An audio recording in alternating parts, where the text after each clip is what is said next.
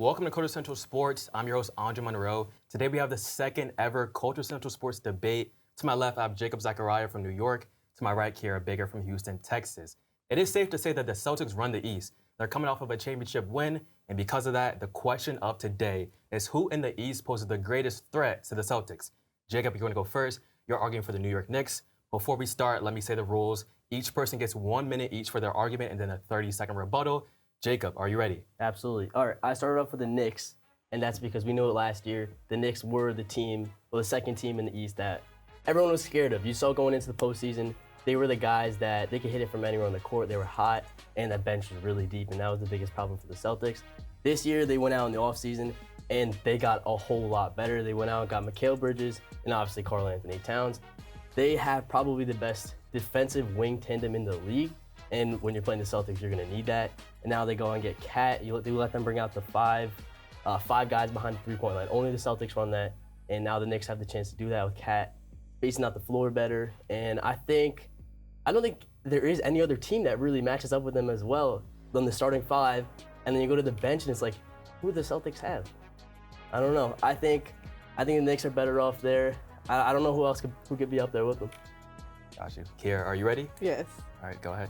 So my threat to the Boston Celtics is going to be the Bucks. Now, we know that the main player on this team is the Greek freak, Giannis Antetokounmpo. Last year, he averaged 30 points, and he did get injured in the playoffs last year, which kind of prevented them from moving on in that first round. We know that they went to 6 games with Indiana, so they were dealing with a lot of injuries. And Chris Middleton, he's going to be a big part of really bringing this team together, especially pushing it if they want to face off against the Celtics. When you have that big three, you have Giannis, you have Dame, who we know that can catch fire. He can score 30 on any given night. He can also give you great defense. And then you have Brook Lopez. He can also shoot the three. You know, they got Cat, who's a great three-point shooter, but as well as Brook. He can give you 10 a night. He's very dominant. He's been dominant for them. And then when you look at each roster for the Bucks, they have each player on their starting five has played over a year with them. All right, great points made from each side. You got to get a 30-second rebuttal now. Jacob, I want to hear from you. Yeah, I just want to say, know how she didn't say anything about that bench, because can you name the guy on that bench? I can't. You name Chris Middleton. When has he last played? This guy, the best trade in the league is availability, and he doesn't do that. He's not there no more. Give him 3 years ago, yeah, he was a great scorer. He can't do that no more. And one thing I want to know that she didn't say was their head coach. Doc Rivers is a loser in this league. When he gets to the playoffs, he cannot perform. His teams choke every single year. This is a great Bucks team when you look at Giannis and Dame. Defensively, they're horrible. They got no chemistry. The spacing doesn't look good. All right, Jacob, I got to cut you off. Kiera.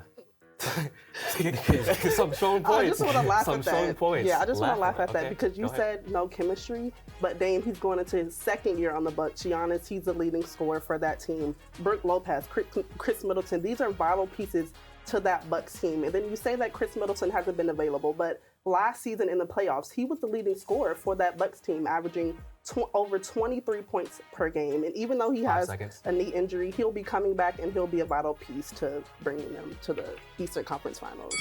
Wow, guys, some great arguments were made, some great points, strong points were made. Luckily, I don't have to decide because we have 3 amazing judges to my right to decide. Judges, please introduce yourselves, starting on the right, and then let me know who's the winner. Hi, everybody. My name is Alshine Monazir. I'm Gigi Jones. What's up, y'all? I'm Mitchell Brown.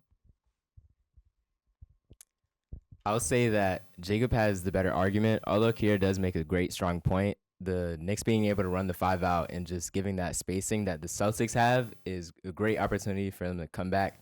But I will say, sleeper, my boys down south, the Magic and the Heat. Just saying. I definitely recognize both sides of this argument. As someone that's not an avid basketball watcher, I definitely had to pay attention to the analytical sides of both points.